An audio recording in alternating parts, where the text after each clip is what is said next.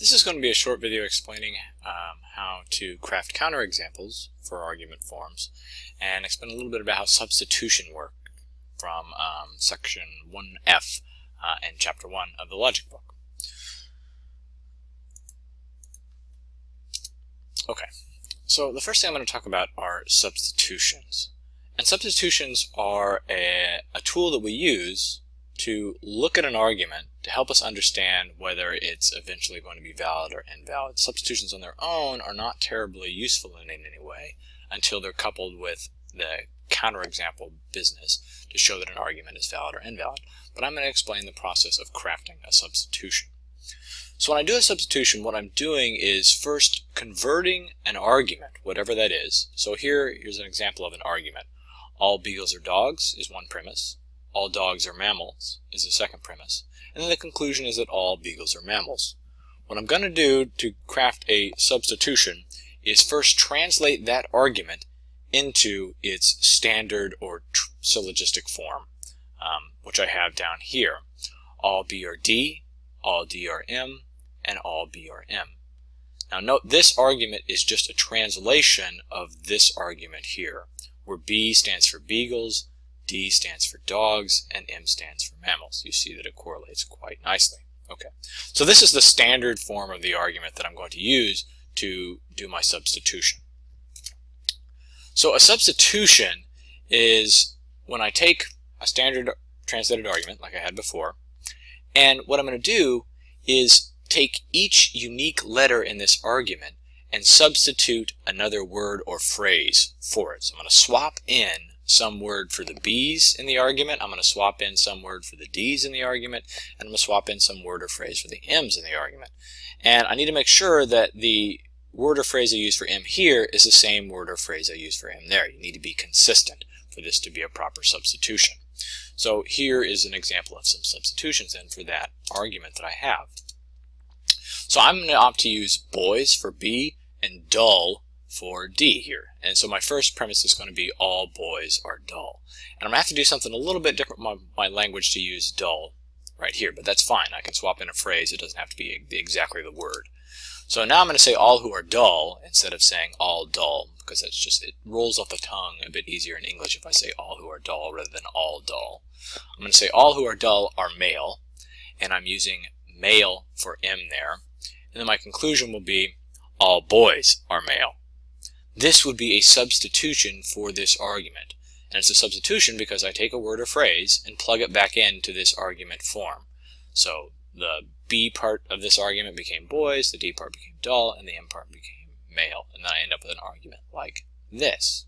So that's one example of a substitution. Here's another example. All bananas are dangerous. So this time I'm swapping in B or bananas for B and dangerous for D rather than boys and dull. Second premise, all dangerous things are mystical. Note again that I've done something a little different with D here. Rather than saying all dangerous are mystical, I'm going to say dangerous things. That's okay, because the phrases mean basically the same thing. When I say that all bananas are dangerous, I could equally say all bananas are dangerous things and not really change the meaning of the sentence or statement. So all dangerous things are mystical. Here I'm using M for mystical. And then, as you would expect, all bananas are mystical is the result of that, because again, I'm going to keep the B the same and the M the same. This would be another example of a substitution for this argument.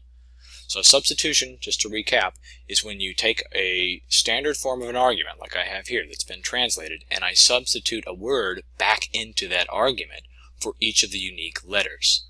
So here I did boys and dull for B and D, and M for male, and here I did bananas and dangerous for D, and mystical for male. And so long as I keep things consistent with this argument over to my substitution, I've actually done a proper substitution argument. Alright. Now, as I said, substitutions all on their own aren't really that useful. What we're really going to use them for a little bit anyway, are doing counterexamples. And counterexamples take a little bit of practice and probably aren't terribly obvious what is going on here.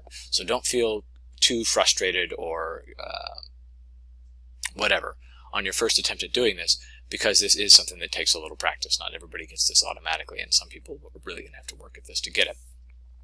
So a counterexample, this is just a slide from the book, to a statement is a another statement, basically, that provides evidence that the initial statement is false. So if I'm providing a counterexample to a statement, I'm giving you evidence to think that that statement is false. We're not going to worry about that so much. We're worried about counterexamples to an argument. A counterexample to an argument is an argument substitution for a particular argument standard form translation in which the premises are true and the conclusion doesn't have to be true. The conclusion is false. So when I do a counterexample to an argument, what I'm going to do is craft an argument substitution that shows that you could have all true premises to the argument and yet have a false conclusion. That would be a counterexample showing that the argument is invalid. So counterexamples to arguments are examples of substitution arguments that show that the argument form is invalid. That's what we're trying to do with the counterexamples, show that some argument form is invalid.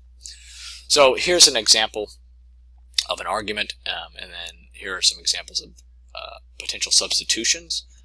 That looks a little strange because you didn't use a B word for B or an S word for, an S word for this part, but that's okay. It still works. A substitution doesn't have to match, like if I have all B or S, that doesn't mean I have to use a B word here, or a word that begins with B. I can actually use anything so long as I'm consistent with it. And the same with the S. I don't have to use a word that starts with S or use a word that starts with G. This is a perfectly legitimate substitution. But I advise you, and I think the book advises, to try to pick words that have the same starting letter in the beginning just to get the hang of it. But here's an example. So suppose I have this argument form here. All B are S, all G are S, all B are G. And I don't know whether that's a good argument. I'm looking at it and I'm like, well, I'm just not sure about this. What I'm going to try to do is come up with a substitution argument to try to show that this doesn't work. A substitution argument in which I have actually true premises and what I think is an actually false conclusion. If I can get that with a simple substitution, then I show that this actually is invalid all the time, that this will never work. That's one of the neat things about using substitutions for argument forms. If you can show that one substitution argument for this form is invalid, that whole argument form is invalid. And if you can't find one, well, you show that the argument is valid. So here we go. If we swap in M for the B part, human beings for the S part, and women for the G part, we get this argument. All men are human beings, that's true. All women are human beings, that's also true, and that's represented by these things here. And then you get the conclusion, though, by keeping B and G consistent, where B is men and G is women, that all men are women. And this is false. There's a clear distinction between men and women biologically and perhaps gender-wise as well. And so when I get an argument that has a true premise, false conclusion, when I do my substitutions, I show that this is actually an invalid or bad argument form. I've provided a counterexample to it. And that's what you're going to be doing in that part of 1F. When you get to counterexamples, you're going to try to find a substitution argument for a particular argument form to show that that argument is invalid. That is, it has all true premises and a false conclusion. Here is another example of that.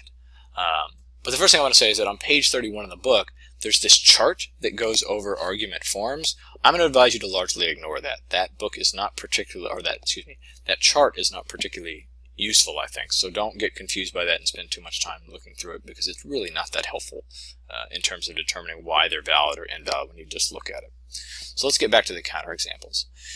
Here's an example of an argument that they look pretty good. I have no cats are dogs, no cats are marsupials, no dogs are marsupials. And I look at all those things and think, well, that's all true, right? No cats are dogs. Those are different things. And no cats are marsupials. Marsupials are a particular branch of mammals that have pouches, and they give birth to young that spend a lot of their time in that pouch before coming out. Cats don't do that.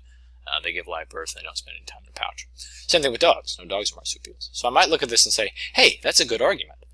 But I might also try to test this first to make sure that this is actually a good argument. And to do that, what I'm going to do is try to craft a counterexample. Okay. And so here's how I'm going to try to do the counterexample for this. There's a method if I start out with a full form argument to try to get to a counterexample. The first thing I'm going to do is go back and translate it to a standard form. So if I have no cats or dogs, well, standard form, that's no C or D. If no cats are marsupials, well, that's no C or M. And if no dogs are marsupials, that's no D or M. And that leaves me with the following standard argument: no C or D, no C or M, therefore no D or M. Okay.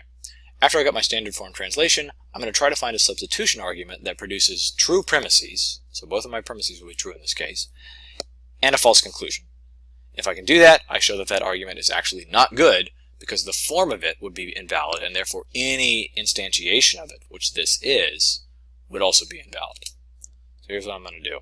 I'm going to opt to use camels for C, dentist for D, and from Michigan for M for each of my parts to my standard form argument here. I've got C, D, and M, so those are the words I'm going to use. And this yields the following argument. No camels are dentists. That's my first premise, and I think that's true. As far as I know, there are no camels that are dentists. That would be beyond them. Premise 2, no camels are from Michigan, which to the best of my knowledge is also true if I'm using from Michigan in the sense that you're born and raised there in Michigan. Michigan is really cold, and camels, as far as I know, would not survive in the Michigan climate, even in their zoos probably. And then conclusion then, no dentists are from Michigan, right? So I'm keeping my word standard here. But this is clearly false. There are definitely dentists who were born in Michigan. There are lots of dentists in the world, and there's nothing that precludes one from being a dentist if they're born in Michigan. So what I've done is found a substitution argument, right? I translated it to the standard form. I then did a substitution where I swapped words in for each of the unique letters. And when I did that, I showed that I could get true premise, false conclusion, which is an invalid argument here. Right? This is the definition of an invalid argument, one in which the premises are true and the conclusion false. And I therefore show then that that original argument, no cats are dogs, no cats are marsupials, no dogs are marsupials, is actually also invalid because the argument form is invalid. And once I get a little more savvy with validity, what makes this invalid is that these two things, no cats are dogs, no cats are marsupials, the premises, don't force this to be true.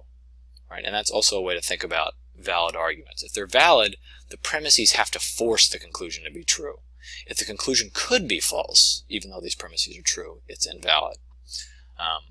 And I showed that with a substitution argument here, but I could also just think about it and say, well, even if no cats are dogs and no cats are marsupials, it might be the case that some dogs are marsupials, given these premises, even though I think this is actually not the case in reality, because just because no cats are dogs and no cats are marsupials, I don't automatically then know that no dogs are marsupials.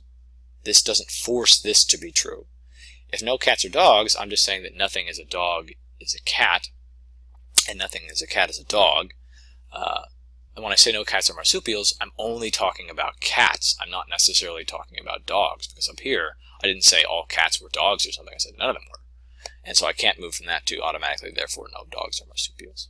So maybe that's a little bit tougher to do. The easier thing to do here really is to do that substitution, right, where I do the standard form translation, use my substitution, and I clearly show that that argument form is invalid, so any instantiation of it, including this one, which looks pretty good, is also invalid. Okay.